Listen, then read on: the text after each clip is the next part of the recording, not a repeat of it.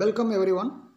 I am Dr. R. Perumal, Professor of Chemical Engineering, Department of Chemical Engineering, Erode Sengundar Engineering College, Perundurai.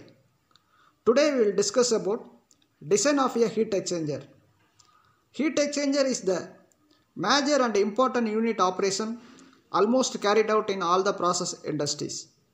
Whenever a system or a process generates heat, this heat has to be recovered from the system then and there so that the optimum temperature can be maintained. Similarly, when a system or a process requires heat, that means heat to be added, in that case also heat exchanger plays a vital role. Therefore, the heat exchanger is a machine or a device used to transfer heat from one phase to another phase. So, the appropriate design of a heat exchanger plays an important role to optimize the critical parameter of the process.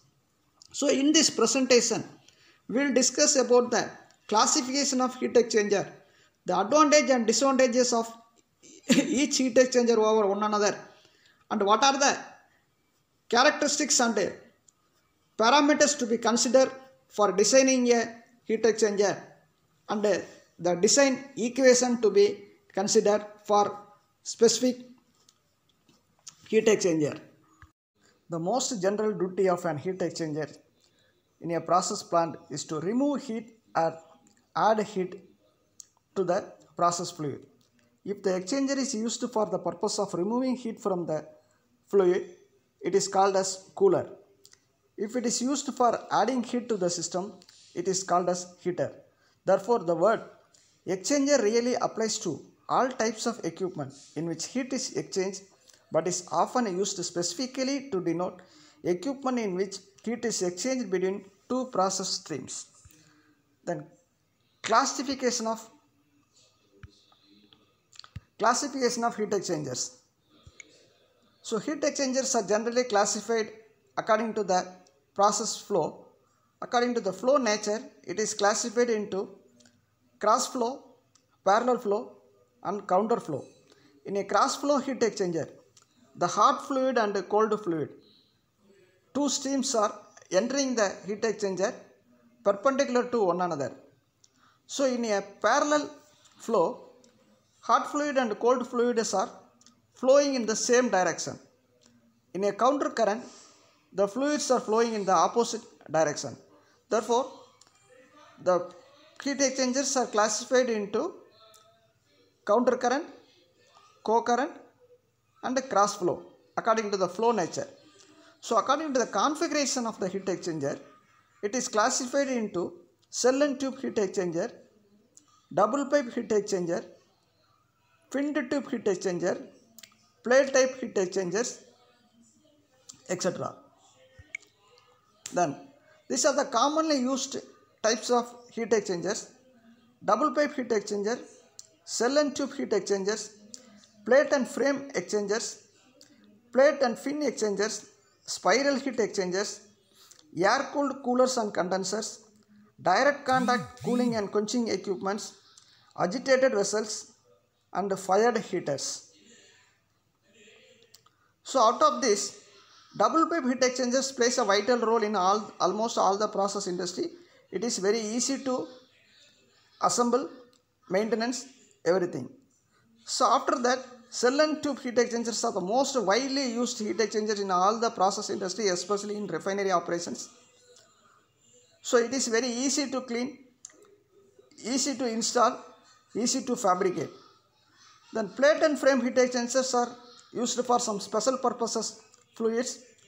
So chillers and coolers, plate and frame heat exchangers are used. For food acid and food chemicals and other heat sensitive materials, plate and frame heat exchangers are most useful. So this is the example for cell and tube heat exchangers. So it contains one tube bundle. So this tube bundle is placed inside a cell. The cell is nothing but it is a cylindrical vessel, so in which a bundle of tube is arranged. So in each end of the cell there is a nozzle for inlet and outlet. Then double pipe heat exchanger. It is nothing but more than two pipes are placed inside a large pipe.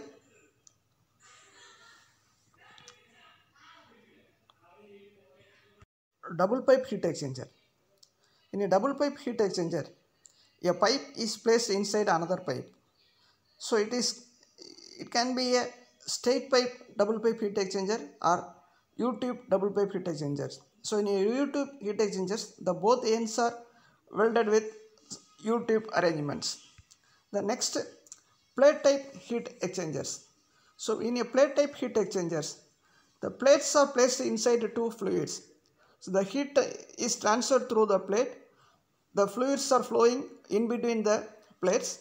So the large surface area is available to transfer heat from one fluid to another fluid. So the plate type heat exchangers are mostly used in chillers and refrigerators.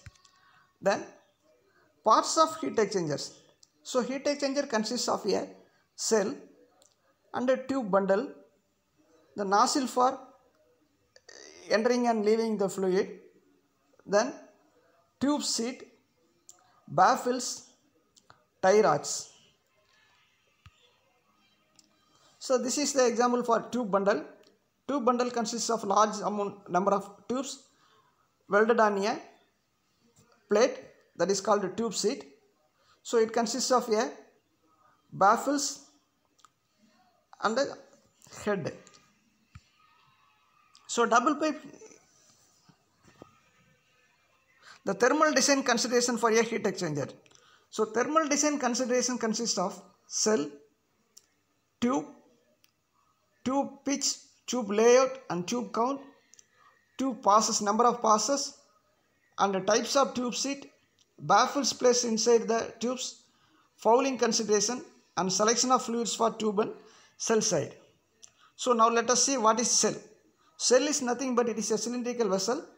It contains front and back header, and inside the cell tube bundles are placed, and also it contains a nozzle for inlet and outlet. This is the example for tube seat and tube bundle. The tubes are welded on a tube seat. So the inside the bundle, so in between the tubes, baffle plates are welded to avoid vibration and also to provide strength to the tubes. So the tubes are welded on a tube seat in the both ends. Tube seat is nothing but it is a circular plate in which tubes are welded according to a standard layout. So the layers are classified into triangular pitch, rectangular square pitch and tilted square pitch. So the tubes are arranged in triangular manner or in a square manner and a tilted square. So in between the tube bundle, baffles spacings are placed. So the baffles are classified into cut segmental baffle, disc and donut baffle and orifice baffles. The next we will discuss about the design procedure for heat exchangers. So when you are designing a heat exchanger, first you have to allocate the fluid to the cell side and tube side. So we have to select which fluid is passing through the tube side and which fluid is passing through the cell side. Then we have to define the duty, heat duty, where the heat is added to the fluid or removed from the fluid, how much heat is removed or added. That is heat duty we have to define. The next we have to collect the thermophysical properties of the fluid, example density, viscosity and thermal conductivity. The next, what is the type of heat exchanger, whether it is a cross flow or counter flow or co-current, like that we have to decide the type of heat exchanger. The next, we have to assume the overall coefficient. We have to select the overall coefficient for the heat exchanger, for which we have to refer the Perry book. Then we have to calculate the temperature difference, log mean temperature difference, delta Tm. Then finally we can calculate the Q equal to UA delta T. This is the basic design equation used to calculate the heat load. Then next, after finding the heat load, we can find the heat transfer area. So Q equal to UA delta T, from which we can use the overall heat transfer coefficient. We are assuming delta T is the log mean temperature difference, Q is the heat load. So from which we can calculate the area of the heat exchanger, A. Then we have to decide the heat exchanger layout, then calculate the individual coefficients. Then after calculating the individual coefficient for cell side and the tube side, then we can calculate the overall heat transfer coefficient. If the overall heat transfer coefficient calculated is matches with the assumed overall heat transfer coefficient, already we are assuming an overall heat transfer coefficient. If this value is deviates less than 30%, we can accept the design. If the deviation is more than 30%, we can go for assuming next another overall heat transfer coefficient. The next, fluid allocation. So what are the parameters to be considered while you are allocating a fluid to the cell side or tube side? When you are selecting the fluid for tube side, the corrosive fluids must be given preference to tube side, because if the fluids are corrosive, it may corrode the tubes. If the tubes are corroded, we can easily replace the tubes, or we can easily plug the tubes, and equally it is easy maintenance. But if the cells are corroded, it is very costly. Cells are very costly, expensive material.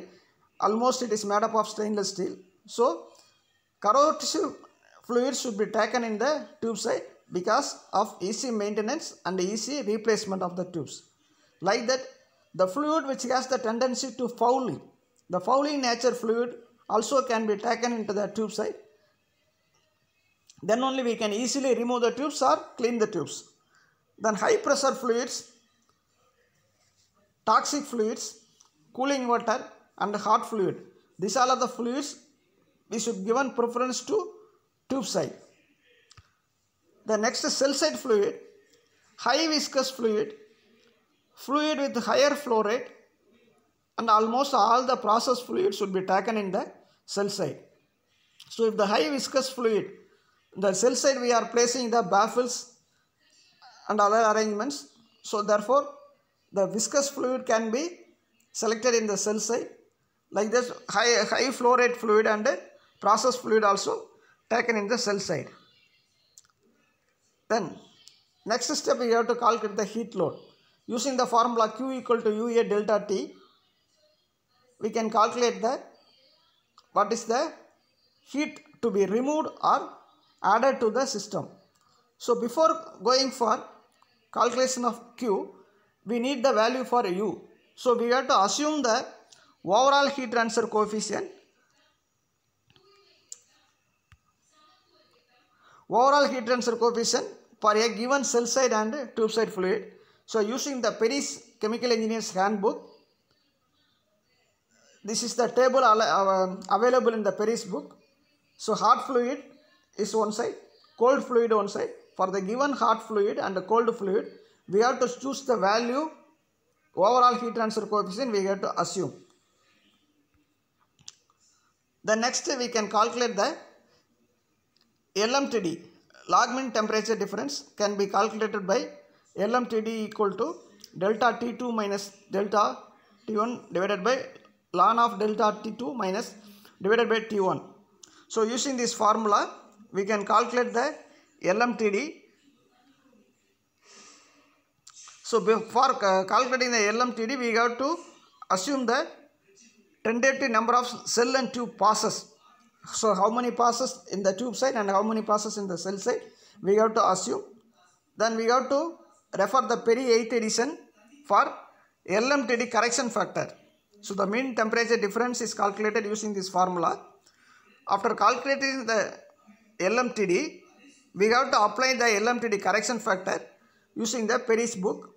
This is the chart for which we have to calculate the R value. R equal to T1 minus T2 divided by T2 minus T1. Then using this chart, we can calculate the LMTD correction factor F. Then after that, the corrected LMTD is calculated. Then apply the design equation. Find the area for heat transfer. The area for heat transfer is given as A equal to Q divided by U into delta Tm. So this is the area required to design a heat exchanger. So once the area is determined, then we have to calculate how many tubes are required to accommodate this area. So we have to decide the number of tubes. Before that, before calculating the number of tubes, we have to assume the tube outer diameter, tube OD, and decide the tube layout, which type of layout, whether triangular pitch or square pitch or tilted square pitch, we have to decide. Then we have to decide the number of passes. Then refer the Perry book from table 11.2. Choose the tube thickness and tube ID. Then also we have to choose the length of the tube. The most commonly used length available in the market is 8 feet, 10 feet, 12 feet, 16 feet and 20 feet. So once you choose the length of the tube and select the diameter of OD, outer diameter of the tube, then we can calculate the ball thickness of the tube for a given Brigham wire gauge. If you choose 1 inch OD, 10 BWG, the thickness we can calculate. Like that we have to calculate the thickness of the tube. So once thickness is calculated, we can calculate the number of tubes using the formula NT equal to A divided by pi D into L. So A is the heat transfer area already calculated. Pi is the value for 3.14. D is the diameter, nth is the L is the length. So number of tubes calculated, from which we can calculate the number of tubes per pass. So what is the tubes required for one pass? Then next we can go to the cell side dimensions. We can calculate the cell diameter.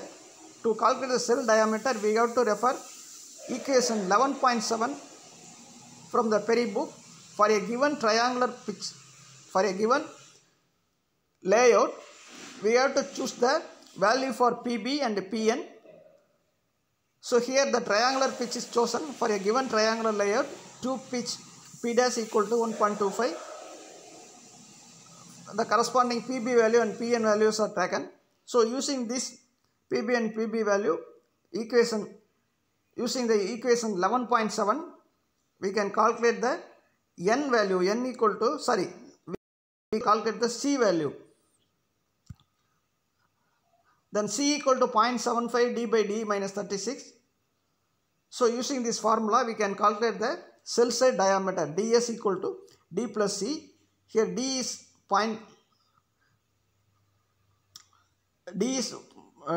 bundle OD, D is the tube outer diameter, C is we can calculate from the equation 11.7.